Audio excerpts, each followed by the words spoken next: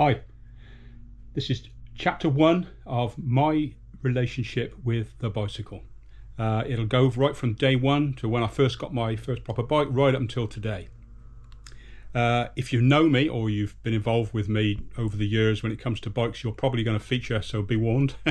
I cover lots of things, obviously, like I just said, my first bike, where I first rode, where I lived, and then it steps forward a bit into getting my first mountain bike, first events, and been involved with building tracks, setting up all kinds of stuff, met loads and loads of people along the way and where they've gone and what they've gone into doing. Like everything, you meet people and you know, they branch off into various parts of things along the way.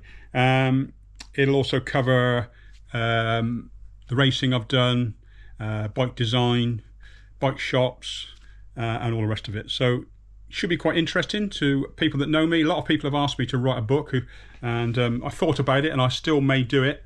It's just a long process, but I thought, as I've got a video channel, I might start off with a video series, and hopefully it won't be too long. The first episode, which is going to follow after this, is quite short, just a bit of an introduction, and I've already started filming all the later stuff. So hopefully you enjoy it. Stick with it. I'm pretty sure it'll be interesting to anyone who knows me or anyone even into mountain bikes. And yeah, hope you enjoy it all. So here is chapter 1.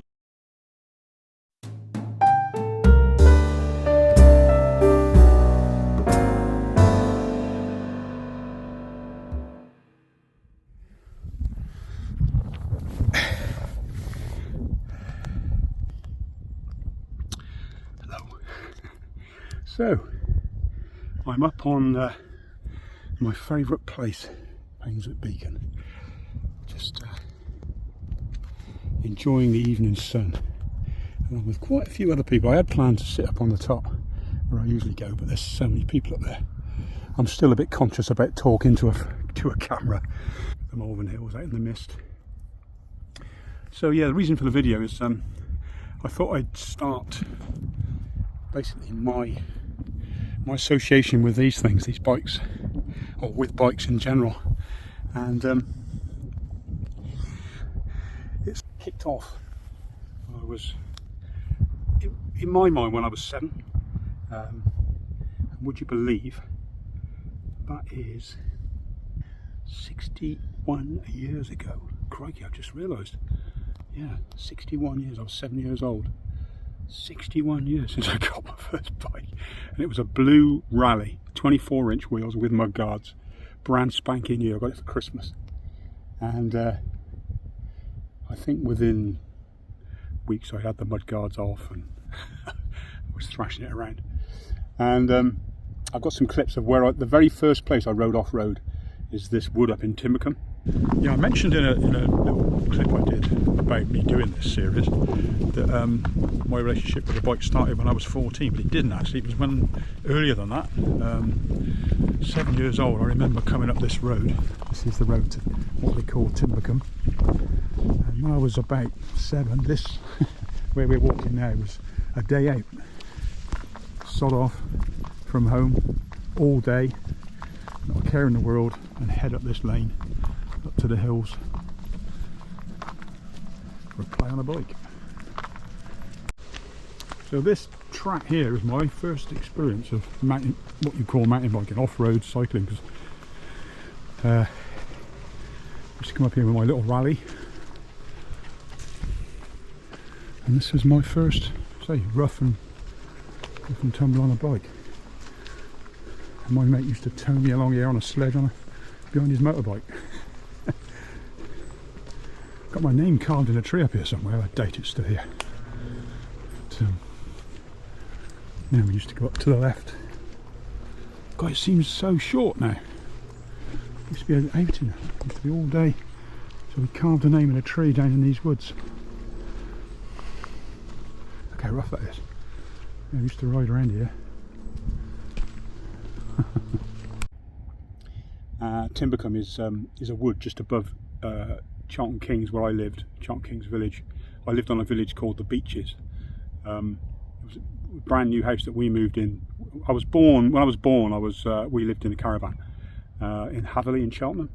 I was actually born in Cirencester in the Querns. The story is that I decided to get out, as it were, on the way home. Ended up in Cirencester. Anyway, that's another story.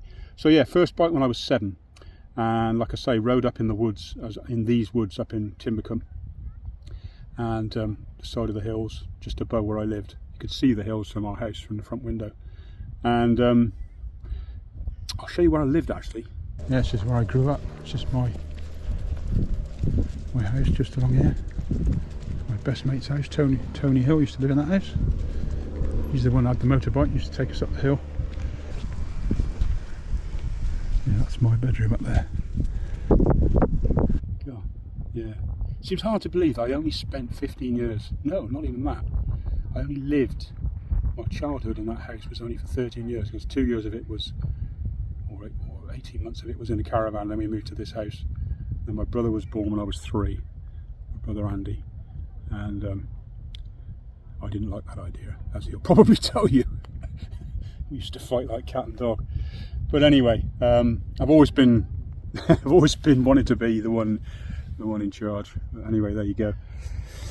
I guess that's why I've always wanted to do stuff and achieve stuff, and always wanted to prove to myself that I could do something and prove to others that I could do it. So that's what's driven me on to do what I do. Always been a dreamer as well, big time. Even now, still dreaming. Now I'm doing it now. I'm dreaming about the past. I'm dreaming about what I'm going to do tomorrow. Constantly dreaming about new things. And oh, hang on, I was just sat on the drill. I'm going to take this out of my pocket. Yeah, so my life story. Yeah, with my relationship with bikes started when I was 7, and at some stage we started dabbling with motorbikes as well. I got an NSU, I think it was.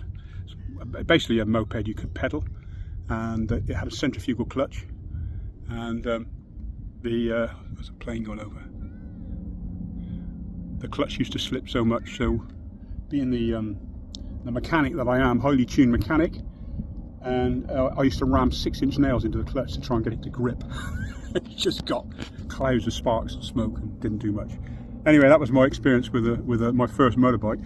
But push bikes were always my thing, and then a few years later, that was 7. When I was 14, I think I was 14, I saved up. I'd had a few bikes in between then.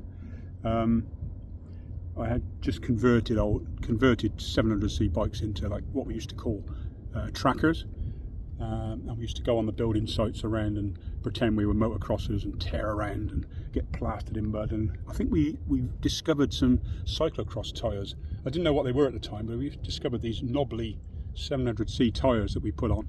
But the clearance was crap on the bike, so it used to just clog up with mud. So I've always had an issue with mud clearance from that day on. It used to do my head in. You just take the mud guards off straight away. So the last thing you need on a bike is mud guards if you're going to get muddy, or close-fitted ones anyway.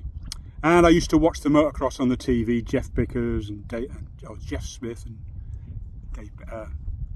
His name I forget now. Anyway, so I always had this sort of relationship with bikes and wheels and stuff. And so I think I saved up, had this mad idea to go camping and get there by bike. So me and my mate Chris Barton, I bought myself a Carlton road bike, handmade Carlton road bike, beautiful red, white and chrome. I paid £32 for it, brand new from Williams Cycles. In fact, this is the shop where I bought it.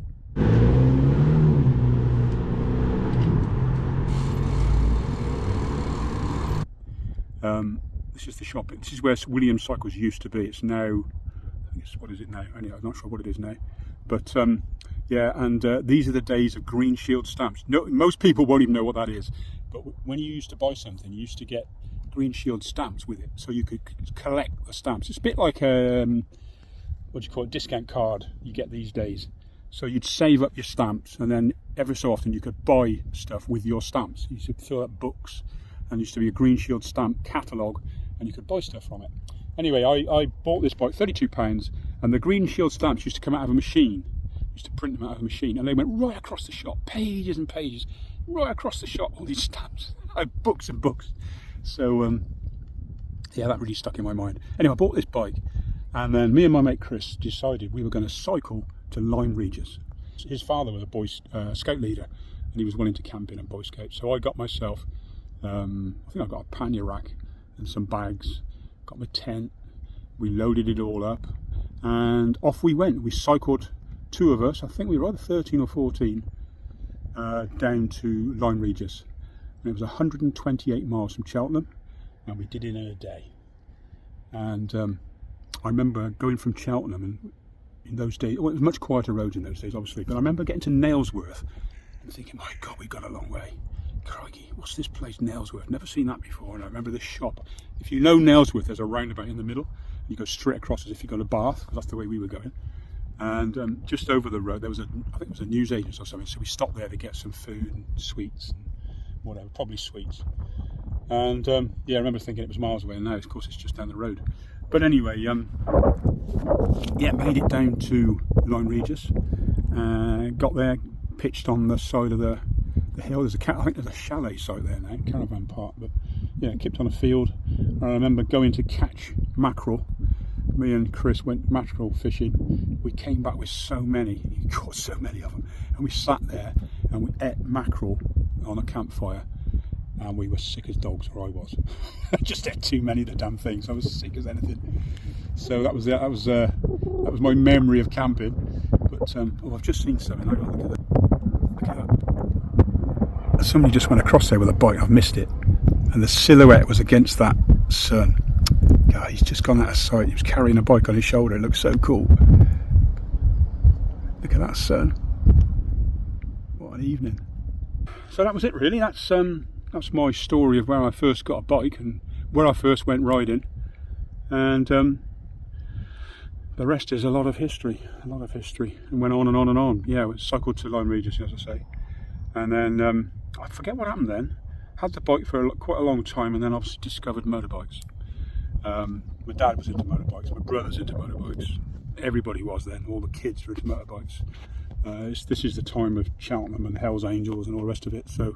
And it's sort of how I met my wife, through motorbikes. Their brothers were all in Hells Angels and bikes and stuff. So, but anyway, that was that, and I better stop there, and I'll skip on to the next chapter in the next video. All right, catch you later. So, coming next in my video series about my relationship with the humble bicycle. In the next episode, I'll jump forward a bit. And it's basically when I saw my first mountain bike and what effect it had on me. So keep watching, subscribe. Hopefully you'll like this series, and there's a lot to cover, so it's going to be quite a long one. But yeah, I will catch you soon.